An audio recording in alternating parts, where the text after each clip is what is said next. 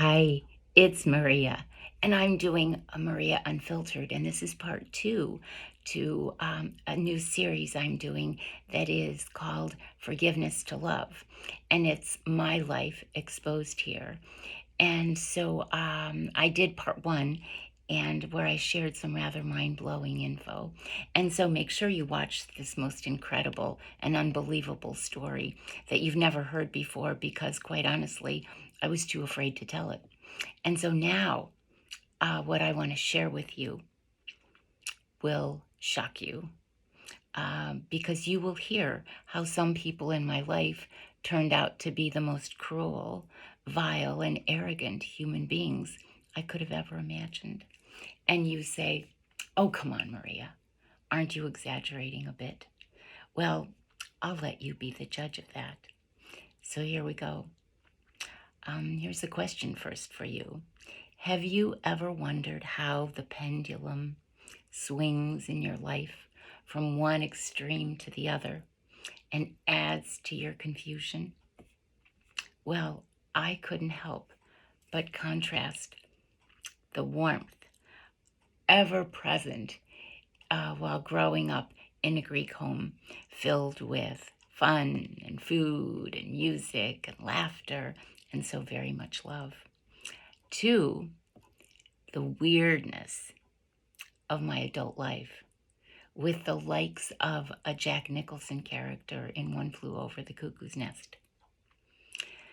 You know, my beautiful mother and her brother George were gentle and kind, and they were extraordinary souls who met an untimely death. Do you remember hearing the story of two young boys who were found guilty of murdering their parents for their inheritance? They just didn't want to wait until their parents actually died to get that inheritance. They wanted it then. So they decided to get rid of their parents. And so they were prosecuted. And I remember it was as if it made the nightly news and the newspapers and everything. And it was as if, thousands, if not millions, cheered when they went to jail for this horrific crime, murdering your parents. That's just beyond insane. And so I think of that because I saw my parents sacrificed. And for me, the worst part of it was that I couldn't get anyone to stop my mom's death. Despite my calling, I called the police, the sheriff's department, the Florida Department of Law Enforcement. I called elder care. I called AARP. I called attorneys for the elderly. I called senior citizens groups and more. I mean, there was just no one I missed. And there was no accountability. But I knew that there was something wrong, and that was blocking my mother getting help. But I just didn't know what that was, because to me, it appeared that she was like exiled on a death row of sorts, or like a shelter dog whose time was up and would be put down. And I thought, but why? Because there was certainly no shortage of funds to pay for her room. So why was my mother sacrificed? And I'll tell you why. And the answer will shock you. My mother was sacrificed because she was rich, and because her light shined so brightly that it sparkled even more than her jewels. Yes. And the darkness of those in my family that decided to extinguish her light was over the top. Now, from a higher perspective, I understand that the energy of the planet has been supporting this dark behavior, or it wouldn't be, because because energetically nothing happens unless the energy is aligned, right? But things are changing, and the God within is rising. So, in your own life, you've been given a choice. You decide your fate. Will you choose to bask in darkness, or will you choose the light? Truth and justice and goodness are all around. They really are. They are within each and every human being, however buried. It's just a matter of how deep are you looking within. You know that you are that light, and that no one and nothing can take it away from you. So I'll tell you a story. One glorious day, I left my mother at her Clearwater, Florida assisted living cottage for a quick weekend trip to Savannah, Georgia in May of 2011. My mom was happy. She was smiling. She enjoyed her dinner and even the dark chocolate Ensure that I would routinely bring her. And she was listening to music. And when I returned a couple of days later, the staff came up to me and told me that my sibling, to give you some reference, the three people that I will refer to in some of my videos in terms of those who were put in positions to control and to deprive me of what my parents had left for me are an ex, a sibling, and a son. And these are the three who, in my mind, thieved all my possessions and put me out on the street, and then terrorized and tortured me beyond all possible comprehension. Hopefully, in a way that would never ever be done to you or to anyone, not even an animal. But I was told that the Greek priest was called that morning to read my mom her last rites earlier that day. And the most shocking news of all was that she wasn't allowed even a bite of food or a drop of water. No food and no water. And when I asked how this could possibly be, the attendant said that it was because she might choke. And I said, she might choke? So she might die? And her condition hasn't changed from yesterday or last week or last month, right?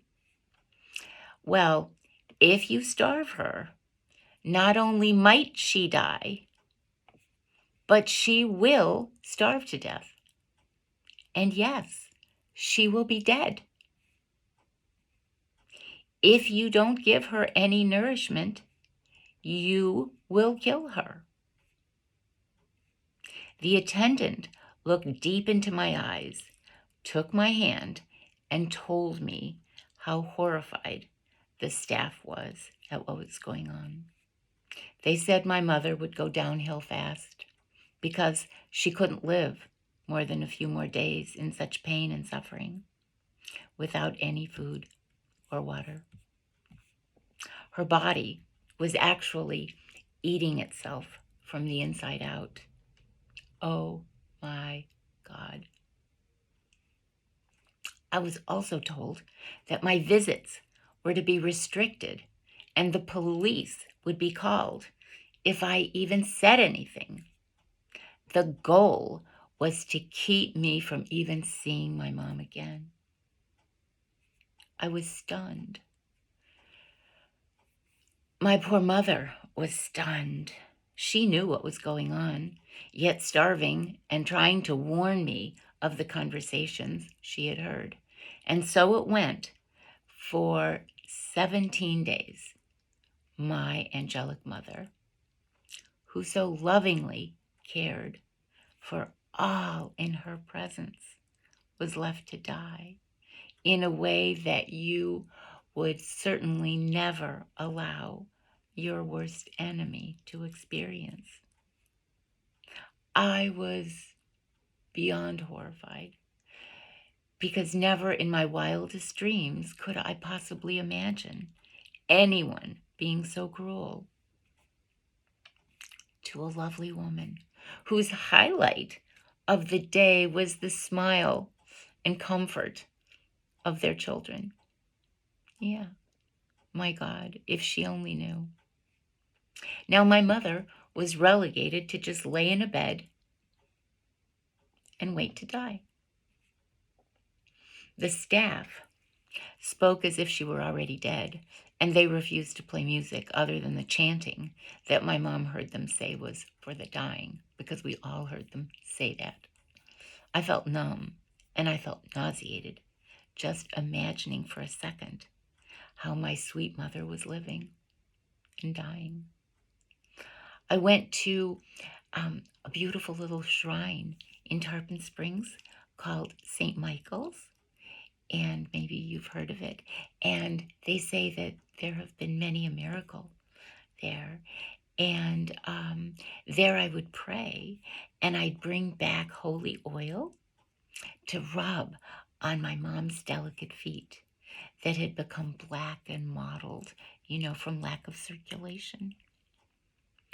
And my mom would summon every ounce of energy that she had and smile and thank me for even the slightest touch to her feet, to her legs, to her arms, to her neck, to her shoulders, to her back, to her hands, because it brought her so much pleasure. And so that was the highlight of my mom's day now as she laid in that bed. And, those long, delicate fingers that my mother had that she so admired of mine, were but a reminder of her own unique loveliness. And so my mom loved to play the piano.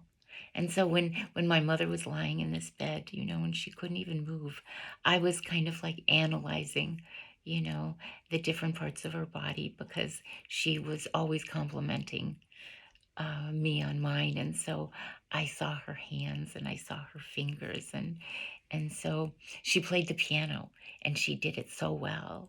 And then her dream was for me to play the harp. And at one time, she had a huge instrument brought in to sit in the picture window of our living room. And she encouraged me to play, but it wasn't something I ever took up. But at other times, my mother would play the mandolin. And it seemed that whatever my beautiful mom touched, she made even more beautiful because of who she was. And so my mother, my lovely mother, was gentle and she was kind, and her eyes glistened and they sparkled and with tenderness, because eyes are the keys to the soul. They're the windows to the soul, right? And so I think when your body is in that state of trauma, in that state of shock, and the only way you can communicate is through your eyes, they become so much more expressive. And that is what I saw with my mother, that her eyes, you could just see the emotions in her eyes, the tenderness and the love, and um, and the confusion. And anyway, she was a brilliant woman who studied mathematics at the University of Chicago with her little genius little brother, George, who was my favorite Uncle George, and I talked about him in part one. But, both had like encyclopedic knowledge, of so very many subjects. And in wonderment, I would ask my mom, how did she know so much about so many different things? And she'd smile and say, oh, you're going to know so much more than I know. And what was so endearing about my mom was that when she would walk by me, she had to touch me. Yeah. You know, she would so lovingly touch my arm or stroke my hair or rub my back in whatever way she could. And then she'd tell me how wonderful I was and how smart and kind and helpful.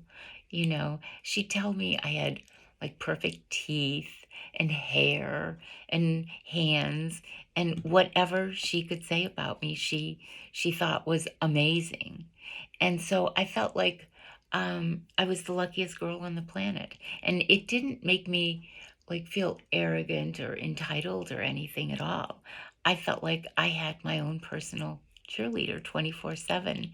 And, you know, that was really, my mother was really my saving grace because through all the pain and hardship I've experienced, where the world beat me down really to a pulp, when I remembered my mother's kindnesses and how she cherished me, it was because of the love that she validated me with in so many ways that I found the self esteem and the strength to carry on, you know? And so my mother actually saved my life on countless occasions. And yet, on this one most crucial time of all, I wasn't able to save hers. And so truly, I contrast the young and the vibrant and the focused and the self assured woman I remember to the weakened and the emaciated carcass. Excuse me, my hair is just in my way here. I think I'm just feeling a little nervous, so I'm playing with my hair. Um, to the emaciated carcass, you know, that was denied all food and water for 17 days. And so that reminded me of the savagery of human beings who don't have a clue who they are, who feel entitled to take a life, and who live deep in distractions on the 3D plane, who believe that success is based on money and things and whatever one can take from another, regardless of who's harmed in the process, right? So, taking advantage of others, especially those that are laying in a bed that can't fight back. Um, because it's all about winning at any cost, right? And lying and cheating and stealing. You know, I saw my mom go from a chatty, alert woman to a skeleton, a bag of bones of no more than 50 or so pounds, curled up in a fetal position flat on the bed, unable to move even a finger. This I saw. And I was told that I was barred from helping my mother or I would be arrested. And even when it was clear my mother would not make it another day, I wasn't allowed to spend those last few hours with her. Clearly, we were both being punished for something we knew nothing about. So by the morning of May 21st, my third son's birthday, the gate code was changed, and I was no longer given access to the premises of this kind of, I don't know if you call it an Alzheimer's facility, but it had little cottages. And so it's Alzheimer's or dementia or some memory care or something like that. Anyway, from the street, I saw the drapes to my mom's rooms, to my mom's room. The drapes were drawn and the room was empty. And I went to speak to the administrator to get any information I could on my mom. But this woman, too, said that all employees were forbidden from speaking to me. So, do you see the darkness that's on the planet? Do you fear it? Or do you understand that it is our shadow self? And the test is for you. The darkness does not go away when you close your eyes to it.